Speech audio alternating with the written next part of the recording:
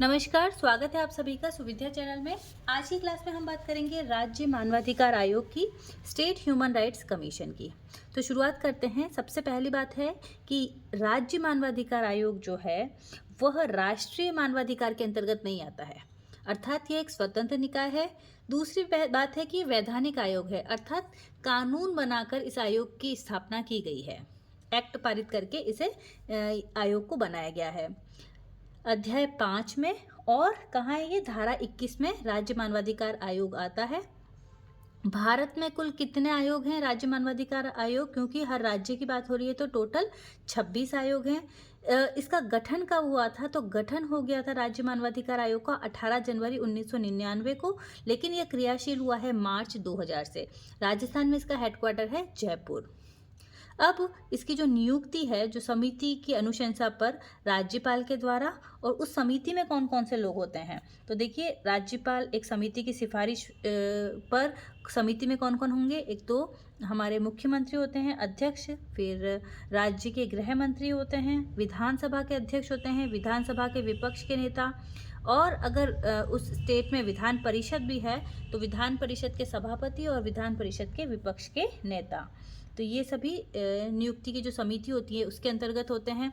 अब अगर हम बात करते हैं कि राज्य मानवाधिकार आयोग की संरचना की बात करें तो देखिए 1+2 का रेशियो रहता है, एक अध्यक्ष और 2 सदस्य, ये मुख्य रूप से। इसके अलावा 4 पदेन सदस्य भी होते हैं, तो आप याद करने के लिए 1 2 का 4 याद कर सकते हो, लेकिन मुख्य रूप से 1+2 आपको याद रखना है। तो एक अध्यक्ष होता है और वो अध्यक्ष कौन हो सकता है, हाई कोर्ट के मुख्य या अन्य सेवानिवृत्त न्यायाधीश। ध्यान रखें, हाई कोर्ट के मुख्य या अन्य सेवानिवृत्त न्यायाधीश तो अध्यक्ष होंगे। 2 सदस्यों में से एक सदस्य तो न्यायिक पृष्ठभूमि के होने चाहिए, वो हाई कोर्ट या जिला न्यायाधीश के जज हो सकते हैं, कि न्यायाधीश हो सकते हैं, और वो उन्हें कम से कम 7 साल का अनुभव होना चाहिए। दूसरे जो सदस्य हैं वो मानवाधिकार का जानकार होना चाहिए। तो ये 2 सदस्यों की बात हो गई, एक अध्यक्ष की बात हो गई। 4 पदेन सदस्यों की अगर हम बात करें तो एक राज्य SC आयोग, एक राज्य ST आयोग से, एक महिला आयोग से और एक अल्पसंख्यक आयोग से लिया जाता है। तो ये महत्वपूर्ण बात कि हाँ, इसकी संरचना में ये जो है शामिल हैं। अब कार्यकाल की बात करें तो देखिए 2019 में परिवर्तन हुआ। पहले 5 वर्ष या 70 वर्ष तक की आयु था कार्यकाल, लेकिन अब ये 370 हो गया, और पुनर्नियुक्ति भी हो सकती है, ध्यान रखें। लेकिन सेवानिवृत्त हो गए हैं तो उसके बाद पुनर्नियुक्ति नहीं हो सकती है, अदरवाइज पुनर्नियुक्ति हो सकती है। त्यागपत्र किसको देंगे, तो अगर त्यागपत्र जो है वो राज्यपाल को देंगे, लेकिन अगर पद से हटाया जा रहा है तो राष्ट्रपति हटाएंगे, और जब जांच होगी ना पद से हटाने से पहले तो उस कंडीशन में निलंबित भी किया जा सकता है सदस्यों को या अध्यक्ष को। अब अगर हम बात करते हैं कि अब तक कौन कौन से अध्यक्ष रहे हैं तो उनकी हम बात कर लेते हैं। तो देखिए पहली जो अध्यक्ष रही हैं वो रही हैं कांता कुमारी भटनागर। कांता कुमारी भटनागर सबसे कम समय का कार्यकाल इनका रहा है और पहली महिला अध्यक्ष रही हैं। फिर सैयद अहमद जो कि सुप्रीम कोर्ट के जज थे। फिर नागेंद्र जैन जिनका कार्यकाल सबसे अधिक समय के लिए रहा है। प्रकाश टाटिया वो राजस्थान हाई कोर्ट के पूर्व मुख्य न्यायाधीश थे, और इससे पहले थे हमारे गोपाल कृष्ण व्यास जो कि राजस्थान हाई कोर्ट के न्यायाधीश थे।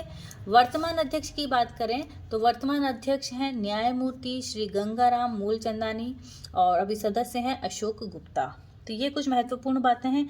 इसके अलावा अगर हम बात करते हैं कि राज्य मानवाधिकार आयोग के कार्य क्या हैं, भाई भूमिका किस किस रूप में है, तो सबसे महत्वपूर्ण तो ये है कि अगर लोक सेवकों के खिलाफ, ध्यान रखें, लोक सेवकों के खिलाफ अगर कोई भी शिकायत आती है ना, लोक सेवकों की कोई भी शिकायत आती है तो उस शिकायत प्राप्त होने पर या खुद ही संज्ञान करके अगर मानवाधिकारों का उल्लंघन हो रहा है तो उनकी जांच राज्य मानवाधिकार आयोग के द्वारा की जाती है। अब ये लोक सेवकों को सम्मन जारी किया कर सकते हैं, ध्यान रखें क्या क्या चीज़ें ये कर सकते हैं। तो लोक सेवकों को क्या जारी कर सकते हैं, सम्मन जारी कर सकते हैं, लोक सेवकों को गवाही के लिए बुला सकते हैं, इनका शपथ पत्र पर बयान ले सकते हैं, कोई दस्तावेज मंगवाना है तो वो मंगवाने का कार्य कर सकते हैं। ये कुछ महत्वपूर्ण बातें जो हैं वो राज्य मानवाधिकार आयोग के द्वारा की जा सकती हैं।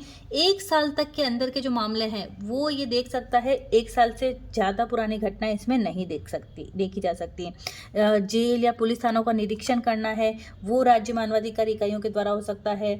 मानवाधिकार के क्षेत्र में कुछ शोध या फिर अनुसंधान को बढ़ावा देना है वो इसके माध्यम से किया जा सकता है। तो ये इसके मुख्य प्रमुख कह सकते हैं कार्य। लेकिन कौन से भाग क्षेत्राधिकार से बाहर हैं, तो देखो 1 वर्ष से पुराने अगर कोई घटना है वो इसके अंतर्गत नहीं आएगी। सेना से संबंधित मामले हैं वो इसके अंतर्गत नहीं आएंगे। कुछ न्यायालय में जो विचाराधीन पुराने मामले रखे हैं वो इसके अंतर्गत नहीं आएंगे। औद्योगिक विवाद या किसी के पर्सनल विवाद हैं वो इसके अंतर्गत नहीं आते हैं।